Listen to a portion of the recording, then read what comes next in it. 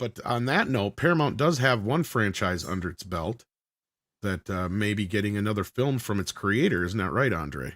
Indeed, it is. And it's a franchise that we thought was long over, but it isn't. It's getting a new animated installment on Netflix in just a couple of weeks here. And now James Cameron, its originator, is threatening even more. So, Tom, what am I talking about here? He said, I'll be back.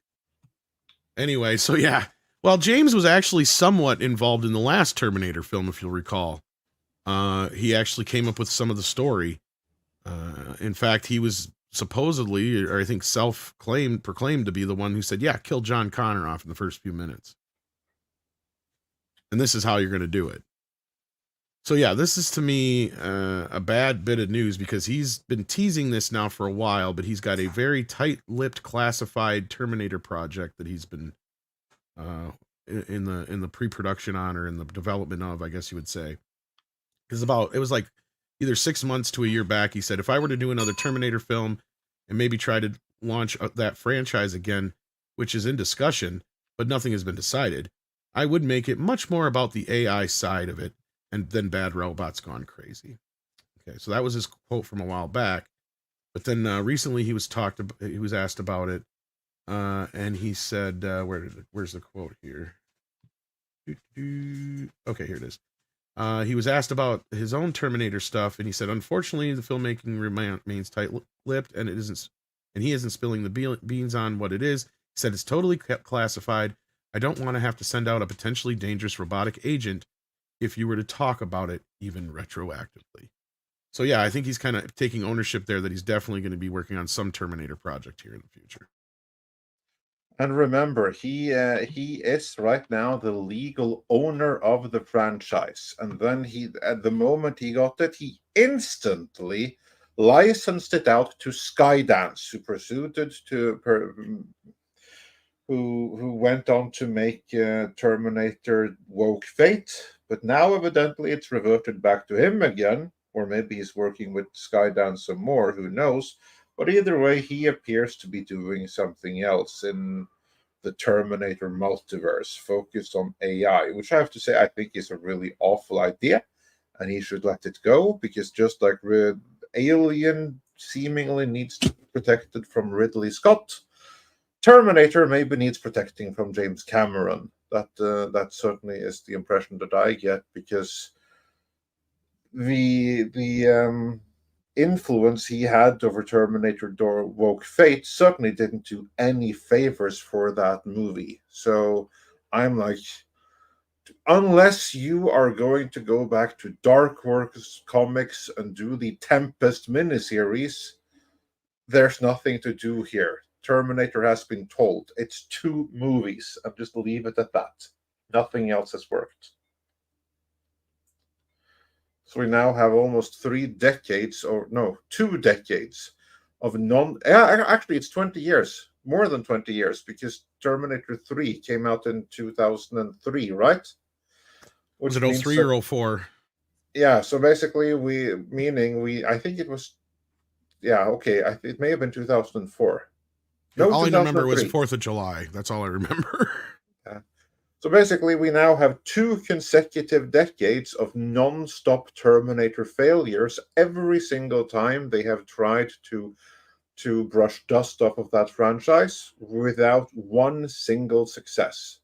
So why should we be excited about James Cameron trying to make another one when I've even lost count of how many movies there have been? I know there's 2 good ones, and that's all I need. Are we on 6 now or 5? Two very good ones. 2 very, very good ones. And then we have then there's Terminator 3, there's Salvation, there's Sega Genesis, and Woke Fate. So a total of 6. We're up to 6 movies, of which 2 are watchable. And 3 and 2 TV shows. Yeah, the upcoming animated plus the Sarah Connor Chronicles. Yep. And ironically, Sarah Connor Chronicles was better than any of the movies post the second one. Yeah, pretty much. I mean, I have, I'm with you on this, Andre. Like, other than maybe the first 3 or 4, I could care less, and even then, three and 4, I'd have to sit there and dissect and say what I do like and dislike about them. But yeah, I agree with you guys. Basically, it's a 2-movie franchise, and as much as I even love the second one, I kind of have to accept the third one because otherwise, the second movie leaves the movies on a paradox. I don't know if you guys have ever thought of that. Because if they stopped Judgment Day, then John Connor wouldn't exist. So he should have just. This is the time travel. But it's still, in reality, if you think about it, if they actually stopped Judgment Day at the end of Terminator 2, like they think they did, John Connor should just disappear like Michael J. Fox was disappearing in Back to the Future. Well, it depends on the time travel rules in question. Well, in technical terms, if you think about it, though, he would never have been born because his father would have never been sent back in time to protect his mother because Judgment Day never happened. It depends on if it's one universe or a multiverse. And that's where you get into stupid multiverse shit. But that's why I don't mind having part 3, because at least part 3 leaves the ending of, no matter what we do, it's going to happen. Yeah. It can be delayed, but it's still going to happen, right? Like, so I like that idea of closing off the time paradox loop, basically. I just wish that the original. Which number was Salvation? 4. Which is, that one's okay for like the first 2/3, and then the last third is where it goes off the rails with the AI. Well, the problem is it's just a repeat. It's a rinse and repeat of the premise. In a new timeline. No. Kind of, basically, yeah. Yeah. It's not the war that started it all. I get it. The branch timeline, multiverse stuff. I get it. But by Einstein's logic and all that kind of stuff of time travel, though, let's be real. Einstein was for the multiverse. Yeah, that was fine. But I believe more in linear time. I don't buy this multiverse bullshit. I'm sorry. That's just so basically, you go with Back to the Future rules. Number 3 was with the chick Terminator. Yes. Yeah, that one was kind of more or less a retread of 2. Kristana Loken Terminator. Which was basically a remake of part 1. So you got a carbon copy of a carbon copy. But that's what I'm saying. The ending is the part of it that I like. The other thing I like about it is that the chick is able to control other machines. So that adds a level of, that Arnie can be controlled by her. Right. So that aspect I didn't mind too. Yeah, but that made it completely false. A woman that knows how to use machinery like that.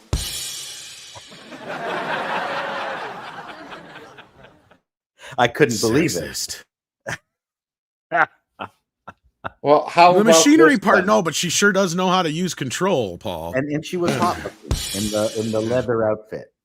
I mean, come on, the boob thing was kind of ingenious. Yeah. Yeah. But all in all, not too excited for this movie. If anything, I wish that James Cameron would do a movie on the Titan submersible. That would be much better use of his time than another Terminator. It's my personal opinion. But we're not completely done with James Cameron. Because funny that he would words for cinephiles, didn't he? Yeah, because it's funny that he would choose AI as the main focus of the bad guy in his new film, because you would think the guy who has, kind of wrote the book on not trusting AI, right, and how it could destroy the world, tends to use it now to remaster his films. And so I think this meme sums it up. James Cameron today, is it my fault that films look like crap? No, it's the fans' fault for noticing. Yeah, because for those who don't know what we're talking about here, I'm going to bring up this quote, but basically James was asked about his recent remasters of The Abyss, True Lies, and Aliens. And James had to jump to the some of the worst insults you can give to cinephiles and nerds such as ourselves, especially ones who are worried about preservation and not revising history, as you would say, Andre. I know you really hate that. To the point where you'll sometimes stick with a DVD resolution version of a movie just because you don't. Yeah. Yeah. So I'm trying to find the quote here because it's not in the original interview, or it's not in that one I brought up. It's in a different interview here. Yeah. Because a slightly further background, of course, is that James Cameron has overseen AI remasters of his most classical movies, some of which never even got a full domestic Blu-ray release. So they went straight from DVD to 4K. And then, of course, you really want the 4K to look amazing. But that 4K was basically AI was a big part of refurnishing it for movies such as True Lies and Aliens and The Abyss. So for what he did, basically, for those who are curious what Andre's saying, is instead of actually scanning the original negatives in 4K, as you do normally for these restorations, right? He went and took what was in Aliens case, a 15-year-old scan. In the Abyss and True Lies case, somewhere between a 5 and 10-year-old scan that were scanned in 2K resolution, and just used an AI program to convert them to 4K. Okay? And then he went and stripped all of the grain out of them because he don't like grain. And he recolor timed them. Now, remember a few years back, people were complaining about Terminator 2 looking waxy. And they're like, oh, it was because he used the 3D version on the Blu-ray. That's why. I said, no, that is the way he wants it to look. And here we are a few years later, and he's released 3 of his movies finally for the first time, for 2 of them ever on Blu-ray, as you just pointed out, Andre. And he has done the same goddamn thing to him, only worse because he uses this AI upconvert shit. All right, so his response to what people are saying about this is, when people start reviewing your grain structure, they need to move out of their mom's basement and meet somebody, right? I'm serious. I mean, are you fucking kidding me? I've got a great team that does the transfers. I do all the color and density work. I look at every shot, every frame, and then final transfer is done by a guy who's been with me for years. All the Avatar films are done that way. Everything is done that way. Get a life, people. Seriously. Oh, God, there's a whole lot wrong with that, but you were about to say something on it. Yeah, the people that he says it's time to move out to your mother's basement are cinephiles. They are the people who are worried about grain structure. These are successful people that very often work within media and in film preservation in some capacity. That's why they care about it, because they understand it. They understand the composition of film and how important the grain is. And then for him to basically say it's time to get out of your basement, these are the lead film preservists and enthusiasts and feinschmeckers in the world. They're the ones that actually know this stuff. Whereas he comes across as some Rachel Zegler. He comes across as Rachel Zegler by saying stuff like this. Well, and just a visual example for people. Oh, go ahead. Sorry. Yeah, like he's not the person that should be in any way in charge of preserving his own movies, because he's not fit to do it. Just like Neil Gaiman shouldn't be the person to adapt Sandman for Netflix, because he is no longer the person he was when he created those stories. So he's recreating them in the image of how he would have created them today. And that is exactly what James Cameron is doing here as well.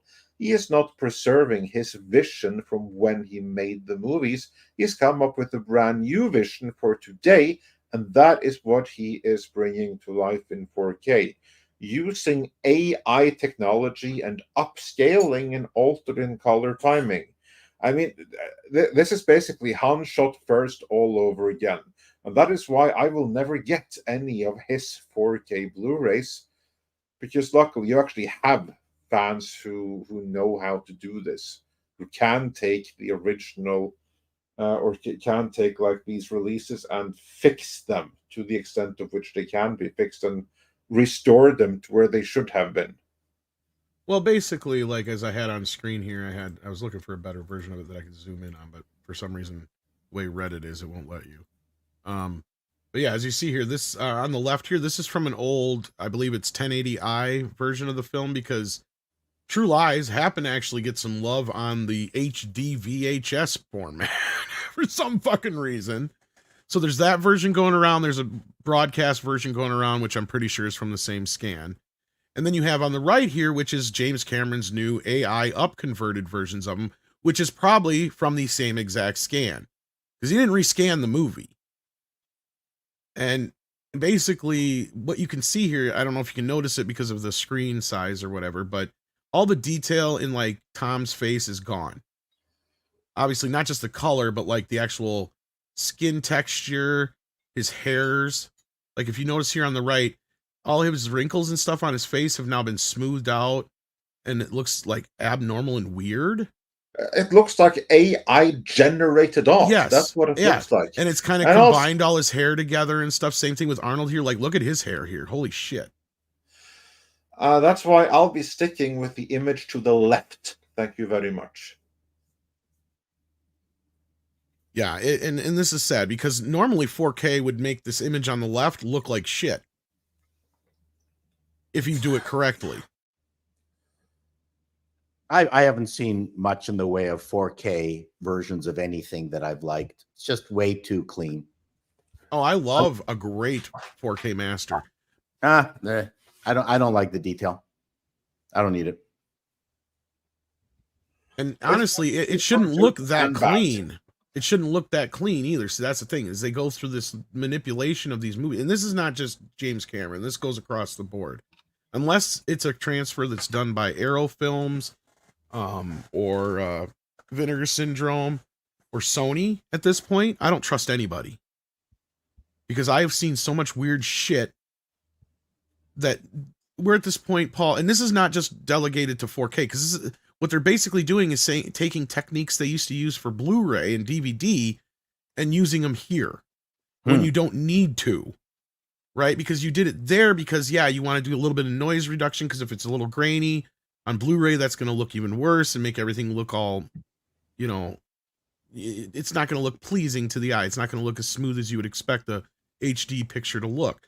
So yes, you're going to need some grain reduction and a few other things on your standard DVD especially, and on Blu-ray.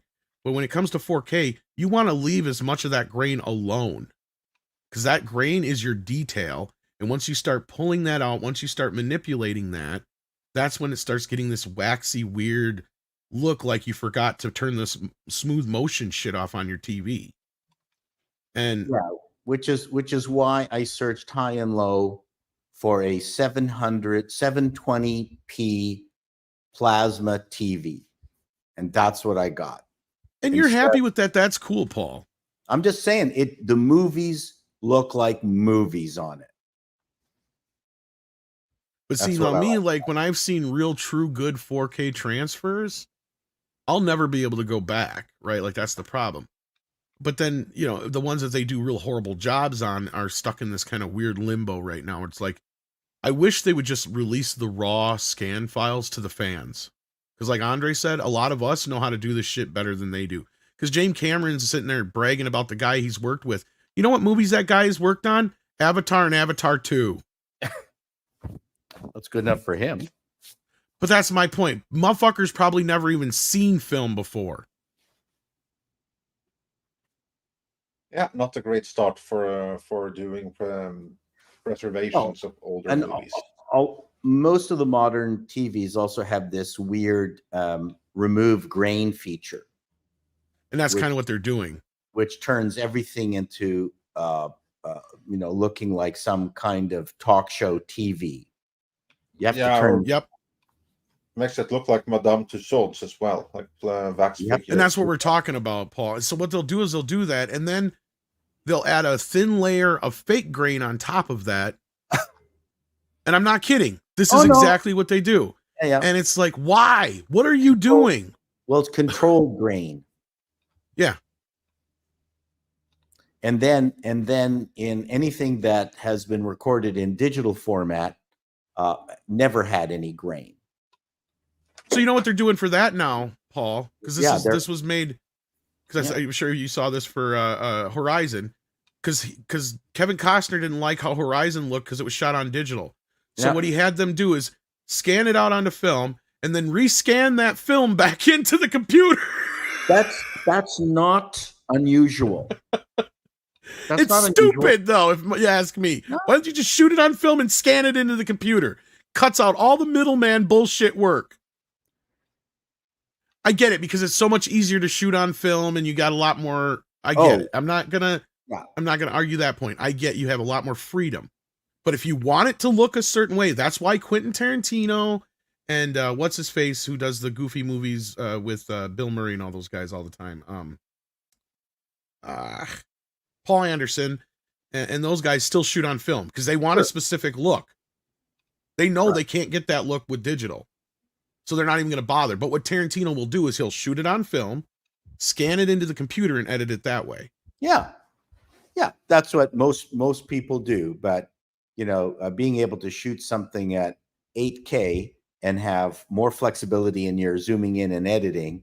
Oh, yeah, I get it. And then output it to film. I've seen that more often than you think. Oh, I know. And I get it boggles my brain. They basically did the new South Park 4K the same way. I'm like, why did you do that? The original files are digital. Just do a digital transfer. Like, what the hell are you doing? If you're going to do that, because then you don't have to do any of this manipulation on the picture or anything.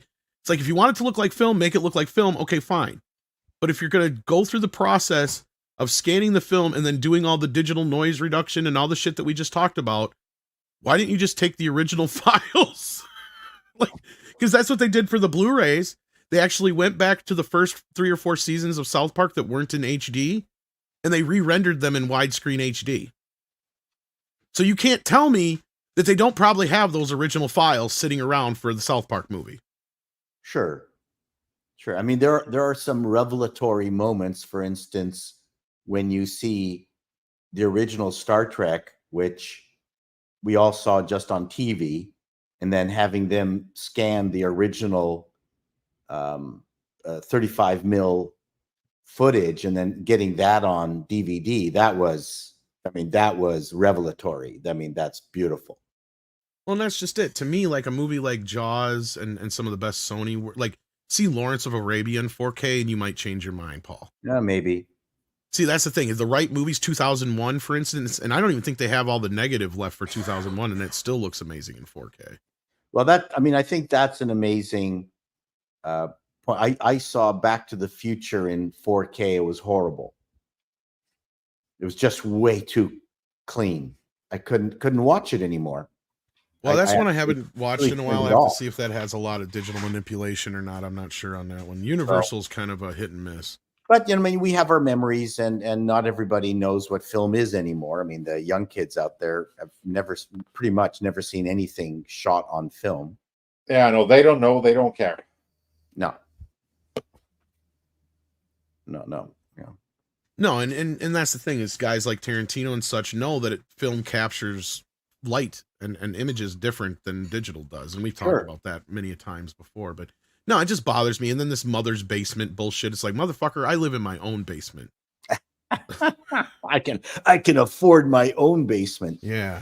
That's a bit disingenuous for him to say that too, because over the years, he has been very much a technophile. I was just going to say, he's a tech nerd himself. That's bullshit. Yeah. And to suddenly turn on the people who represents a pretty good chunk of his fan base because of who he is, and the stuff that he's produced in terms of ancillary, scenes of how did we shoot this, and we all love Terminator 2 and taking it apart, and how did they do the silver guy. I mean, this is the liquid policeman. These were all things that were important to us, and I think James Cameron, and now to suddenly turn on us, that is really weird. Oh, he must have struck a nerve. I can't imagine otherwise. Maybe. Yeah. Well, he's just being lazy, if you ask me, because that's the thing. It's like, you're not even doing the work, right? It's bad enough that you put him out there, but don't say something like this if you're not even going to do the work. Because basically that's what you're doing, is you're saying, oh, well, fuck you, just because you noticed I didn't do the work. That's why I put that meme up right away, because that's basically what he's doing right now. He's just saying, well, it's your fault for noticing how shitty a job I did. And what do you know? I'm James fucking Cameron. And James fucking Cameron can do what James fucking Cameron wants to do. Right? He's literally become the South Park meme. And I loved his classic films. Don't get me wrong. I'm not trying to bash the guy, because that's what bothers me, Paul, is you hit the nail on the head. This guy used to be one of the biggest tech nerds out there. Yeah, was one of us. We thought so. At least we thought, yeah. And then Titanic happened. And since then, he's been living in blue people land and saying, yeah, go ahead and fucking kill John Connor. Yeah. Like, who the fuck is this guy? It ain't James Cameron. And then the other part, that bothers me is the part where he said maybe these people should go out and meet somebody. You are the last motherfucker on earth to be talking about relationships. And you know what? You know how many divorces he's had? Yeah, but no. What he's done is a make work program for women. Yeah, be his director, star, and producer, get married, and then divorce him while he goes with the next trainee. That's right. So don't say anything about men not doing anything for women. I believe that's kind of like the whole what Me Too thing was all about. But yeah.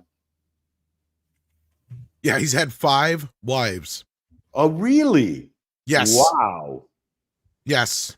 He was married to Gail Ann Hurd, and that's why she has part of the Terminator franchise. Right. So he got screwed over in that respect.